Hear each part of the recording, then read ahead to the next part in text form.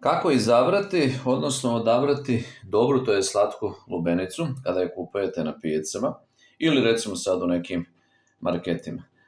Sad tu razni stručnjaci uvijek govore, po zvuku treba da se čuje duboko, pa zatim opet tiljka treba da je suva, pa zatim ova žuta mrlja, znači da je lubenica bila na zemlji, treba da bude ovako neke kao tamnije žute boje.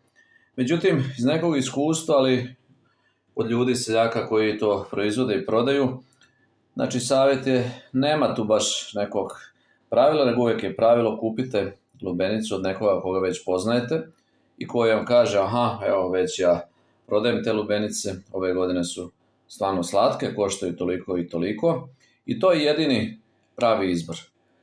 A sve ostalo, ako kupujete u nekim marketima ili ako kupujete na pijaci, onda vam tu najviše treba sreće.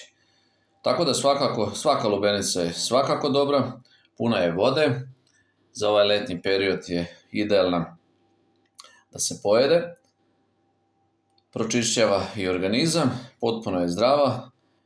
Sad, neka je više slađa, neka je manja, ali svaka je na svoj način dobra. Evo, ja ću probati ovu.